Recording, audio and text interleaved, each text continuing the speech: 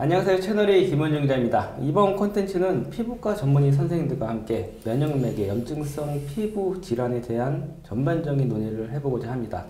염증성 피부 질환에 대해서 전반적인 관리와 더불어서 치료 방법이 무엇이 있는지 자유로운 토론 형식으로 좀 진행을 할 건데요. 각자 소개 좀 부탁드리겠습니다. 네, 안녕하세요. 분당 차병원 피부과 이희정입니다. 네, 안녕하세요. 분당 차병원 피부과에 있는 김동현입니다. 안녕하세요. 분당 차병원 피부과 신정우입니다. 반갑습니다. 네, 오늘 이렇게 자유롭게 좀 토론 형식으로 할 건데 좀 편안하게, 제가 좀 불편한 것 같은데 저를 좀 편안하게 해주시면 좋을 것 같습니다. 네. 본격적인 진행에 앞서서 앞에 이제 그 OX 판넬이 있는데 제가 이제 질문을 잠깐 간단하게 드릴 겁니다. 그래서 맞으면 O, 틀리면 X를 들어주시면 됩니다.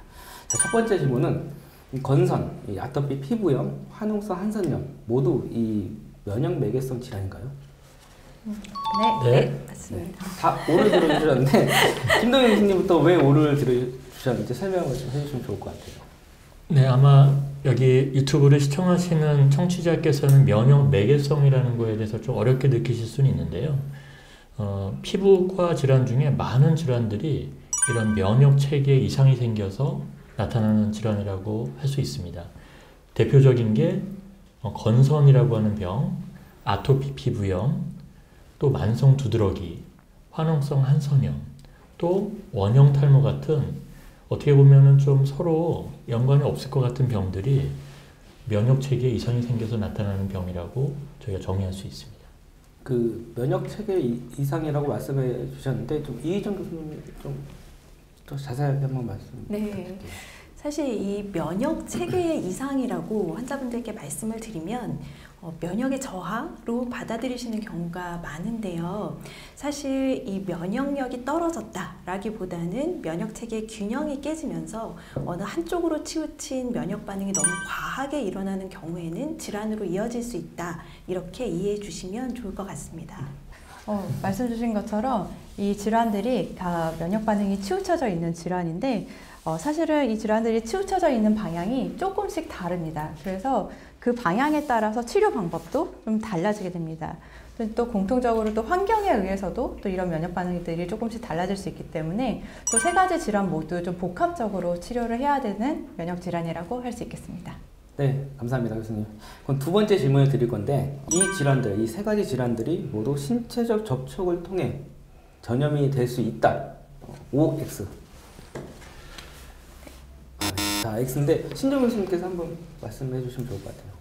네, 많은 환자분들이 이 질환들이 이제 다른 사람한테 전염될 수 있는지에 대해서 걱정을 많이 하시는데 사실 이 질환들은 면역학적 질환이지 바이러스나 세균 같은 감염성 질환이 아니기 때문에 신체적 접촉에 의해서 다른 사람에게 전염되는 것은 걱정하지 않으셔도 됩니다. 네, 감사합니다. 이게 진물로 감염이 되냐 안 되냐 뭐 환자들도 많이 물어볼 것 같아요. 이에 대해서 어떻게 김동현 교수님 생각하시는지? 예, 실제로 환자분들이나 아니 보호자분 아니면 일반인들이 피부 증상 있는 사람들한테서 약간 좀 무서워하는 게 혹시 나도 전염이 되지 않을까 하는 점이었는데 사실은 피부병 중에 타인에게 전염을 시키는 병이 많지 않아요, 거의. 그래서 이런 것들을 이런 어떤 오해를 통해서 사실 환자분들이 많은 심리적인 압박을 느끼거든요. 그래서 이 채널을 보시는 우리 청취자분들은 피부병이 생각보다 전염되지 않는 병이다 라고 기억해 주시면 좋겠습니다. 네, 감사합니다. 마지막 질문을 드릴 건데 이건 정말 궁금해 하시는 분들이 많을 것 같아요. 이 질환, 이 세 가지 질환, 건선, 아토피 피부염, 화농성 한선염 모두 이 질환들은 사실상 치료가 안 된다. OX. 근데 다 이렇게 하니까 좀 짜고 치는 것 같은데 치료가 안 된다. 그러니까 이희정 교수님 한번 좀 설명 좀 부탁드릴게요. 사실 이 질환들 모두 치료를 할 때는 증상이 어느 정도 조절이 되는데 치료를 중단하게 되면 증상이 심해지는 것이 반복되다 보니까 특히 이 질환을 좀 오래 앓으신 환자분들의 경우에는 어차피 안 나는 병이라고 생각을 하시고 치료를 포기하고 지내시는 경우도 많은 것 같습니다. 그렇지만 저희가 고혈압이나 당뇨와 같은 이제 대표적인 성인병의 경우에도 꾸준히 조절하고 관리를 하는 것이지 꼭 완치를 이야기하진 않잖아요. 그래서 오늘 말씀드릴 이 세 가지 질환들 모두 적절한 치료와 관리를 꾸준히 하게 되면 충분히 증상이 개선될 수 있습니다. 네, 이렇게 몸풀기로 조금 간단하게 질문 드렸고 또 간단하게 말씀을 해주셨는데 이제 본격적으로 이제 새 질환에 대해서 한번 조금 깊게 들어가 보도록 하겠습니다. 이제부터 이제 OX가 아니라 이제 좀 자유롭게 이제 말씀해 주시면 되고요. 제가 이제 드리는 질문이 오늘 이제 면역을 매개로 하는 질환이잖아요. 이 건선, 아토피 피부염, 화농성 한선염 이 세 가지 질환이 공통점이 있다라고 하는데 어떤 공통점들이 있는지 김대웅 교수님 한번 말씀 부탁드리겠습니다. 네, 건선과 아토피 피부염, 화농성 한선염은 이렇게 보이는 증상이 사실은 많이 다르고 생기는 이유, 호발하는 연령, 호발하는 부위가 많이 다르기 때문에 다른 병 같지만 네. 실제로는 공통적으로 어떤 면역 체계 이상이 생겨서 생긴다는 점. 그럼으로써 이게 처음에 시작된 이후에 이 증상이 잘 조절이 안 되면 굉장히 만성적인 경과를 보이거나 또는 이거를 치료를 적극적으로 하면은 또 증상이 굉장히 좋아질 수 있다는 점에서 공통적인 점들이 많아요. 그래서 최근에는 일례로 올해 새로 시작된 어떤 산정특례라고 하는 제도가 이런 방금 말씀하신 네. 건선, 아토피 피부염, 화농성 한선염 모두 이런 중증 질환에 대한 이런 제도가 있다는 게 공통점입니다. 우리나라의 희귀 질환이나 암이나 네. 또는 난치성 질환 환자들은 사실은 이런 병을 치료하기 위해서 굉장히 많은 경제적 비용이 들거든요. 그래서 이런 환자들을 적극적으로 치료를 했을 때 얻는 사회 경제적 비용 또는 환자가 얻는 이익이 굉장히 크기 때문에 이런 것들을 환자 스스로 개인이 이렇게 해결하기 힘드니까 나라에서 네네. 일정 부분을 도와주는 제도라고 이해하시면 되겠습니다. 네, 그럼 모든 환자들이 받을 수 있는 건 아니잖아요. 그렇죠. 그래서 네. 중증 환자들, 그래서 치료 비용이 굉장히 많이 드는 치료제를 사용해야 되는 중증 환자들에 대해서 어떤 환자가 내는 본인 부담금의 많은 부분을 좀 국가에서 해결해줘서 본인 부담금을 줄여주는 제도라고 우선은 쉽게 말씀드릴 수 있겠습니다. 네, 감사합니다. 그리고 이 세 가지 질환 모두가 꾸준한 관리와 치료가 필요하다고 하는데 이희정 교수님 한번 좀 설명 좀 부탁드릴게요. 네, 이 세 가지 질환의 경과 자체가 굉장히 만성적이고 잘 조절이 되다가도 이제 다양한 악화 요인들의 영향을 받아서 증상이 심해질 수 있기 때문에 모두 이 질환들은 꾸준한 치료가 굉장히 중요하다고 할 수 있겠습니다. 그리고 그 이외에도 사실 공통점이라고 얘기할 수 있는 게 이 질환들 중에서도 특히 증상이 심한 중증 환자분들께 적용 가능한 효과적인 치료제들이 최근 들어 굉장히 많이 개발이 되고 있어서 이전과 비교해 보았을 때 이 치료를 통해서 기대할 수 있는 개선 정도가 굉장히 높아졌다라는 점도 굉장히 희망적인 공통점인 것 같습니다. 정말 불과 5년 전하고 비교해서 말씀 주신 것처럼 정말 새로운 치료제들이 많이 나왔고 안전하고 효과적인 치료제들이 많이 나왔습니다. 그리고 보험 체계도 많이 체계화되어서 중증 환자들 같은 경우에는 비용 부담도 많이 줄어들게 되었고 그렇기 때문에 오랫동안 좀 병원을 방문하지 않고 좀 집에서 포기하고 계셨던 환자분들이 있으시다면 이번 기회에 좀 병원에 나오셔서 자신의 중증도도 한번 평가를 받고 새로운 치료제들도 사용할 수 있는지에 대해서 확인을 해보시면 좋을 것 같습니다. 또 이 질환들이 또 공통적으로 좀 만성적으로 후전과 악화를 반복하는 질환이다 보니까 악화되었을 때 좀 많이 걱정하시는 분들이 있는데 꼭 오셔서 전문의하고 상담을 통해서 관리를 잘 해 나가시면 좋겠습니다. 건선에 대해서 먼저 얘기를 할 건데 건선은 어떤 질환인가요, 김대웅 교수님? 건선은 네. 실제로 발음하기가 건성 피부가 좀 발음하기 쉽죠. 그래서 건성? 예, 우리가 건조하다는 성격. 그래서 아. 사람들이 건선이라는 거에 대해서 이게 무슨 병이지? 머리에 딱 떠오르진 않아요. 근데 실제로 건선에서의 건이 건조하다는 뜻의 건이긴 해요. 그런데 실제로 아토피 피부염 같은 건조한 피부와의 차이점은 다른 부위는 네. 비교적 정상인데 그 부위가 건조해져 있고요. 병변 부위가요. 특징적으로 염증이 생기는 병이라서 홍반이라고 하는 빨간 판이 생기고 네. 각질이 두껍게 쌓이는데 이게 약간 은백색의 인설, 각질이라고 해서 다른 병과 달리 이렇게 하얀 각질이 생기고요. 태서나 뭐 그런 것처럼 피부가 두꺼워지는데요.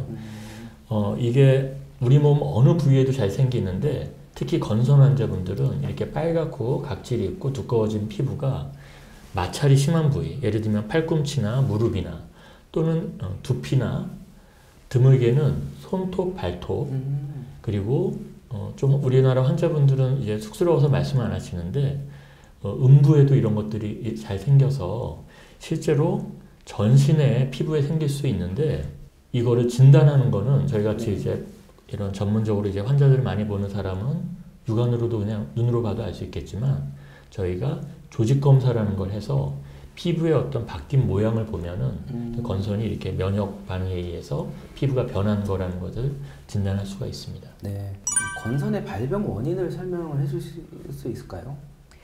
네, 이 건선은 사실 그 발병 기전이 굉장히 복잡한데요. 먼저 이제 유전적인 소인, 그리고 감염이나 외상과 같은 환경적인 악화 요인, 그리고 스트레스나 비만과 같은 내부적인 요인, 이것들이 이제 복합적으로 작용해서 이 면역 체계에 이상을 보이는 상당히 어렵죠. 그렇죠. 그래서 저희가 사실 환자분들한테 이 부분을 쉽고 자세히 설명드리기가 좀 어려운 그만큼 이제 질환의 발병 원인이 굉장히 복잡한 질환이라고 할 수 있겠습니다. 발병 원인은 되게 다양하게 이루어지기 때문에 뭐 그게 특정 지을 수는 없다. 네. 알겠습니다. 이 건선이 증상이 중증도다, 경증이다, 이 판단하는 기준이 평가 방법이 있다라고 하는데 좀 설명 좀 부탁드릴게요. 네, 이 중증도에 따라서 치료 방법이 달라지기 때문에 중증도를 평가하는 방법이 있는데요. 가장 쉽게는 전체 우리 몸에서 건선이 차지하는 면적이 얼마가 되는지를 평가하는 방법이 있겠습니다. 그래서 쉽게 손바닥 하나를 1%라고 보면은 한 10개 정도, 10% 이상의 면적이 건선이 병변이 있다면 중증이다라고 평가할 수 있겠습니다. 또 그 외에도 면적만 가지고 평가하는 게 아니라 각 병변의 두께라든지 아니면 인설의 정도에 따라서 그런 부분까지 포함해서 점수를 만든 파시라는 점수 체계가 있는데요.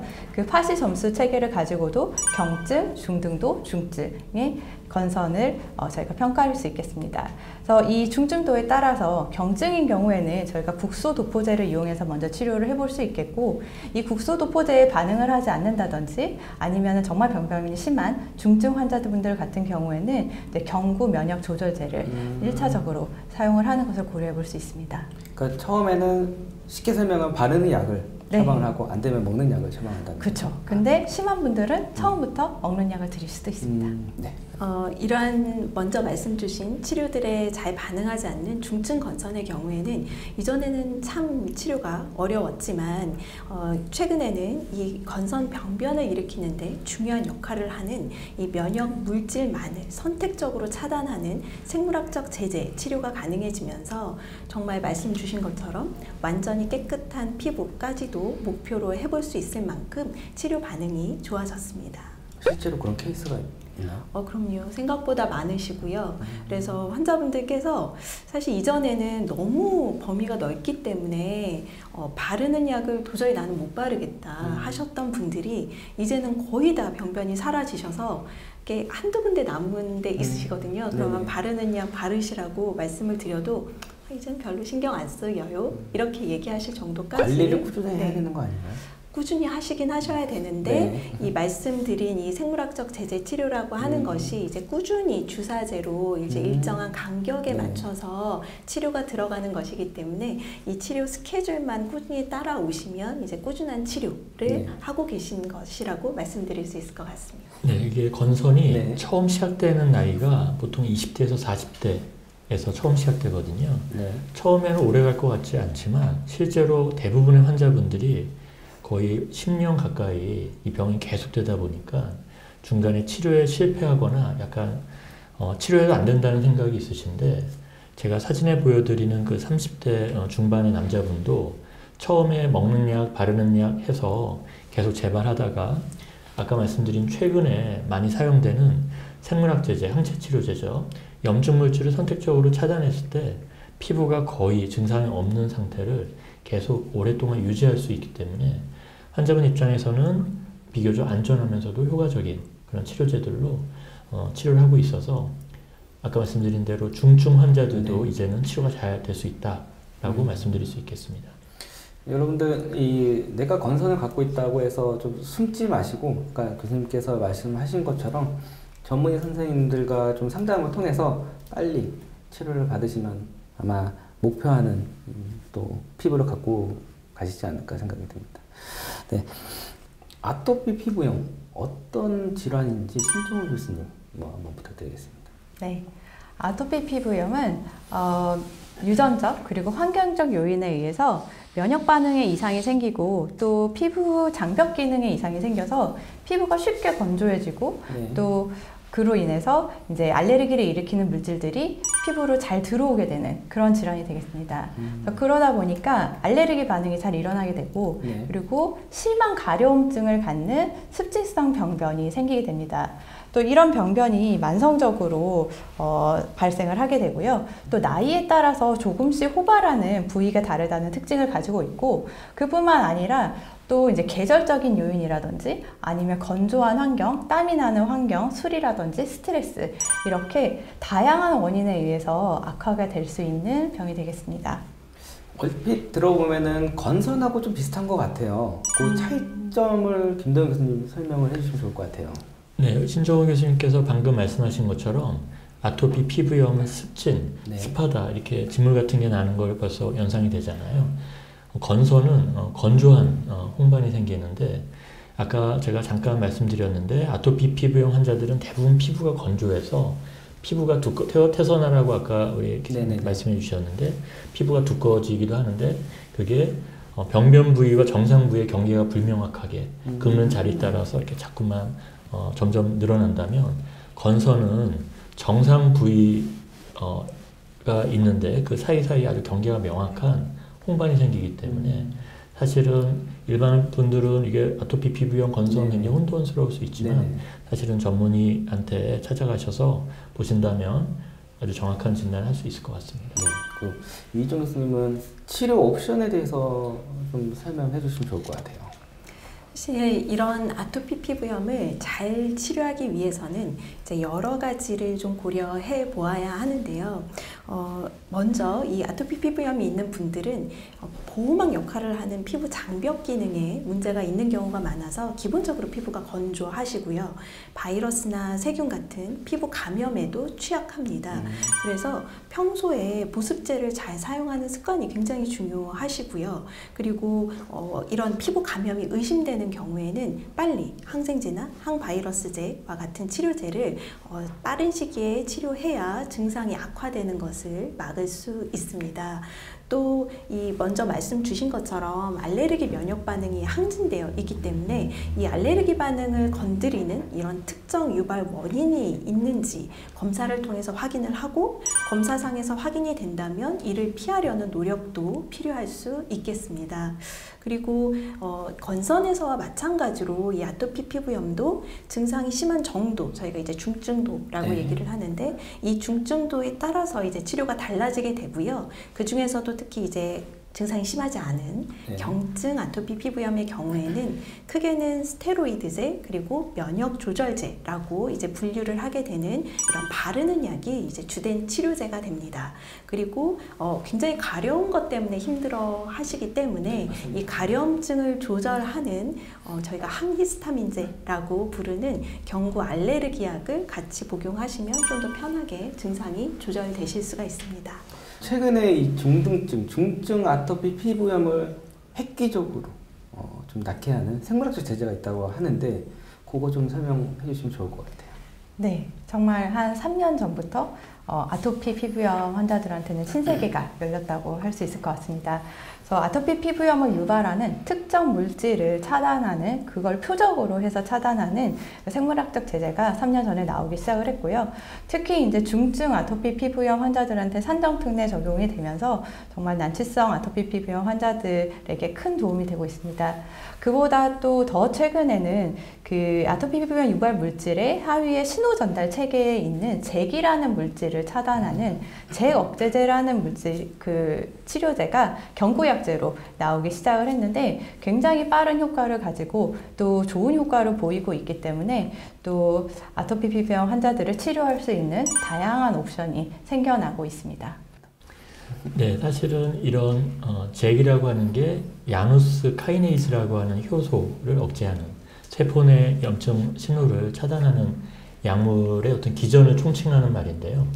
아마 이게 이전에는 피부과에서 많이 사용을 안 했기 때문에 옛날부터 피부과를 다녔던 환자분은 이런 약이 있다는 걸 사실 못 들으셨어요. 근데 최근에 이런 약들이 개발이 됐는데 그럼 차이점은 뭐냐, 좀 간단하게 제가 설명드릴 수 있을지 모르겠지만 생물학 제제는 항체 치료제, 우리 요즘에 코로나 때문에 백신 맞으면 네네. 항체를 만드는 게 목표잖아요. 네네. 항체는 뭐에 달라붙을 수 있는 능력이 있잖아요. 그래서 염증 물질에 선택적으로 작용하는 게 항체 치료예요. 그래서 염증 물질이 세포와 세포 사이로 이렇게 신호를 전달할 때 이 항체가 달라붙어서 그 염증 신호를 차단한다면 아까 말한 야누스 카이네즈 억제제, 잭 억제제라고 하는 거는 그런 염증 물질이 세포 내에 붙어서 그 이제 염증 신호가 이제 세포 내에서 일어나는 그 세포 내 신호를 억제하는 거예요. 그래서 경구 투여가 가능하기 때문에 사실은 항체는 주사를 맞아야 되거든요. 네네. 그런데 경구 투여제는 집에서 간단하게 하루에 하나 드실 수 있고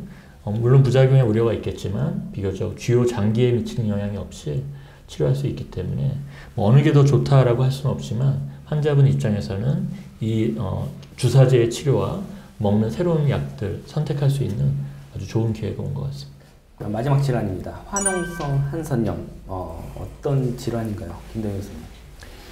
예, 우리가 화농, 우리가 곱는다는 뜻이겠죠. 한선은 땀 한자, 우리 네.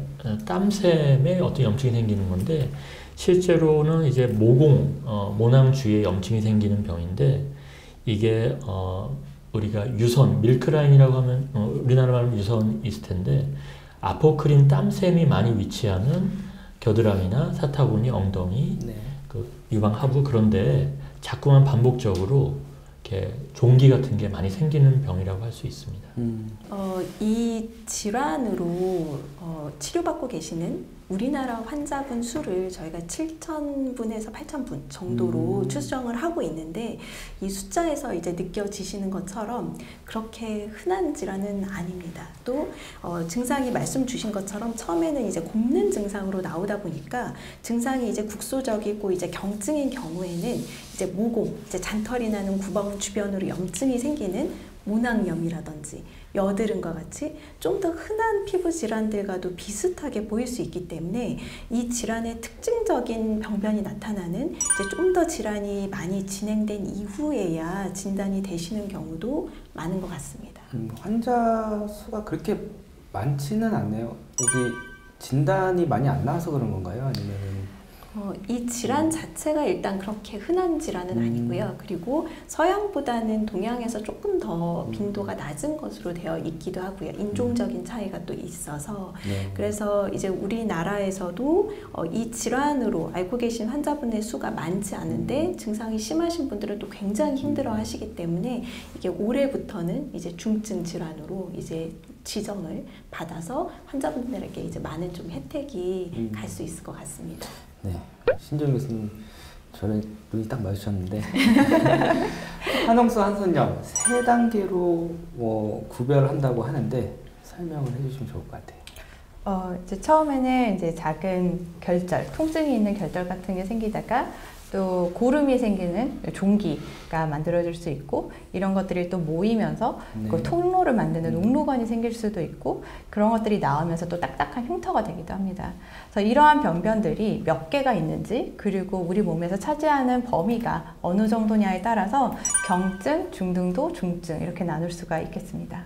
네, 뭐 아마 피부병들은 가려울 거다 많이 생각을 하실 텐데 피부병 중에서도 사실은 굉장히 고통스러운 병들이 있는데 화농성 한선염은 자꾸만 고름, 종기가 접히는 부위에 계속 생기는데 사람들이 이제 잘 짜지지 않고 하니까 결국엔 병원에 가서 거기를 절개하고 봉합하고 그런 과정이 계속 반복되다 보면 나중에 그 부분이 흉터 조직으로 변해서 우리가 화상 환자를 보면 이렇게 거의 피부가 굉장히 뻣뻣해지잖아요. 네네. 그런 것처럼 이렇게 접힌 부위가 이렇게 뻣뻣해지니까 움직이기도 힘드시고 또 어떤 경우는 냄새가 많이 나는 그런 염증이 오래되다 보니까 사회생활하는 게 좀 힘드신 분들도 있습니다. 알겠습니다. 이게 그렇게 냄새가 심한 경우는 심하게도 날 수 있나요?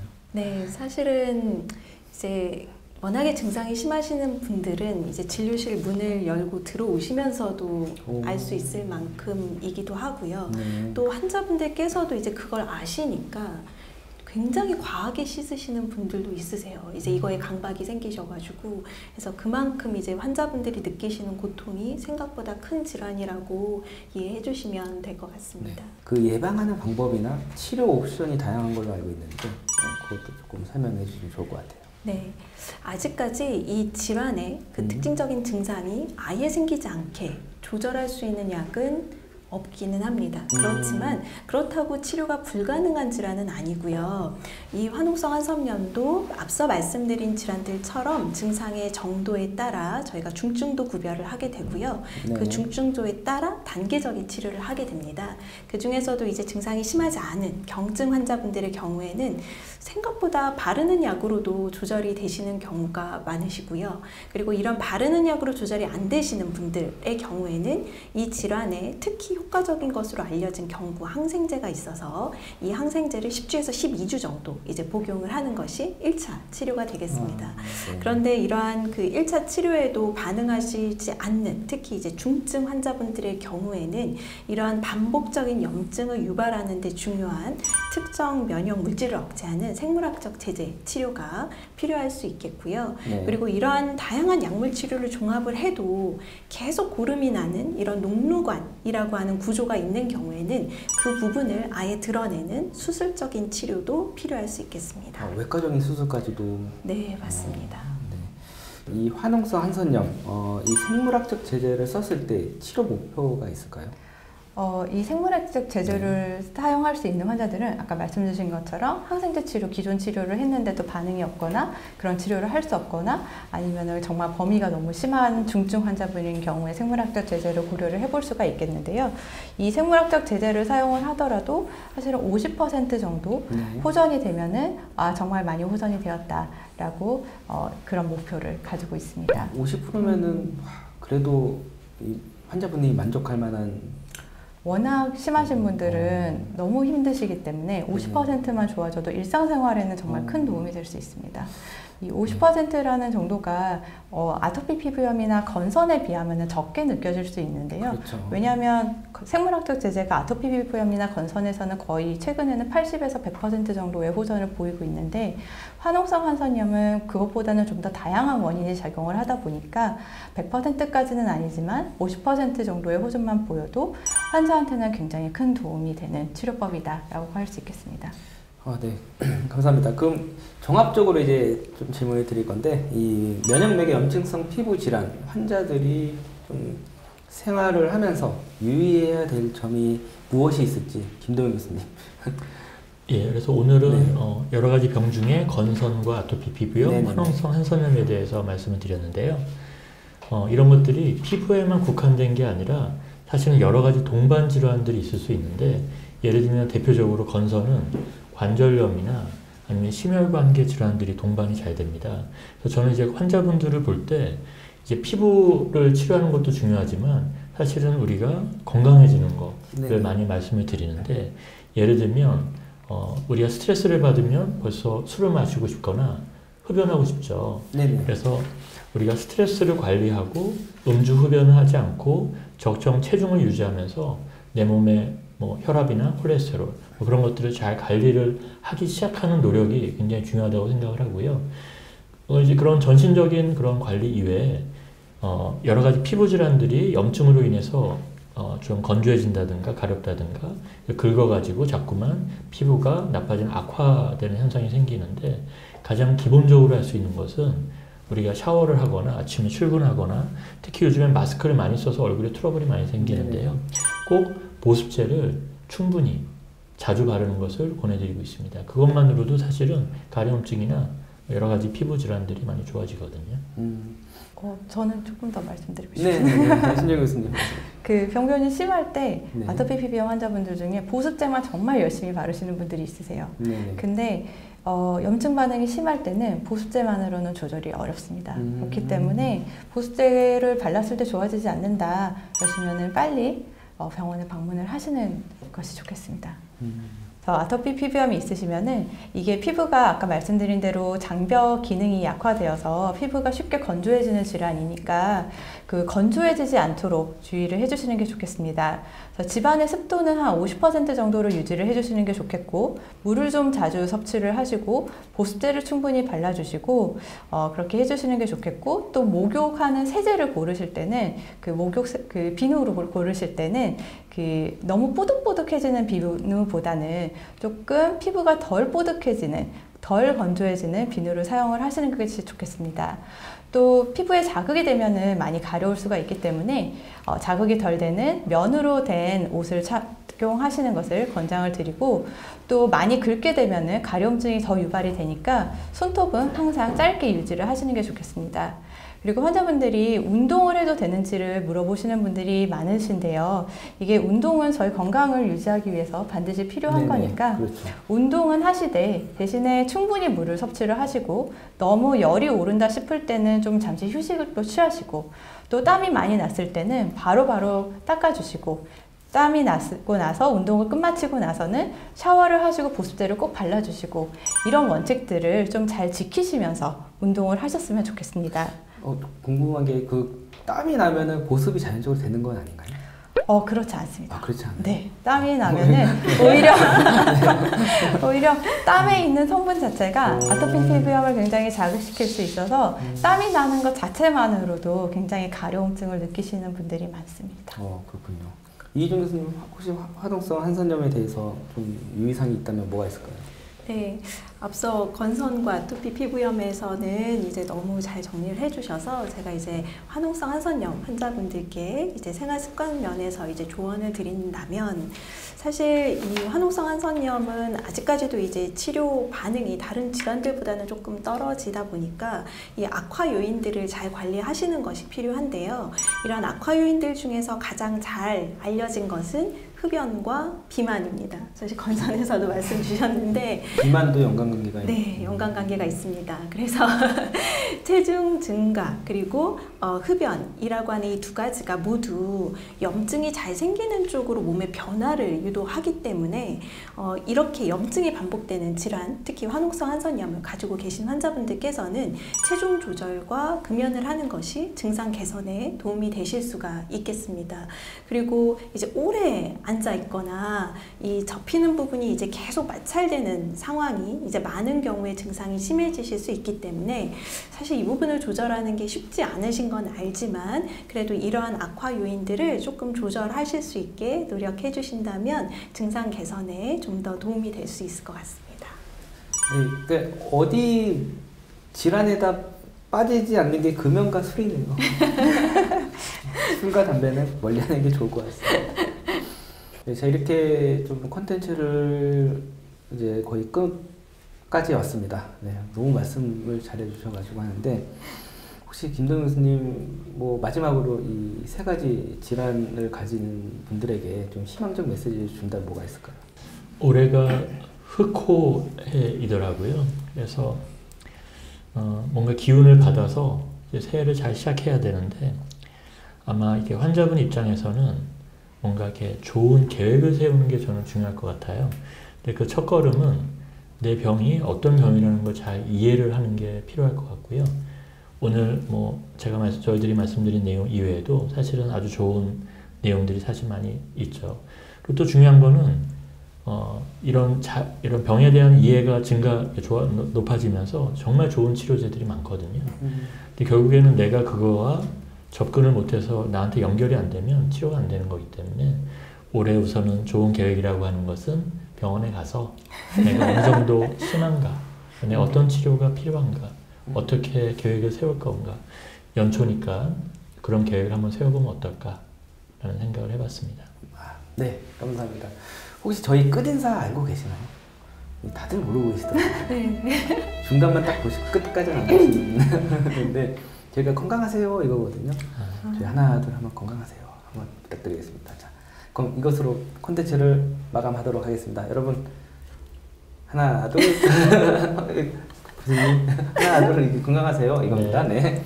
자, 하나 둘 건강하세요.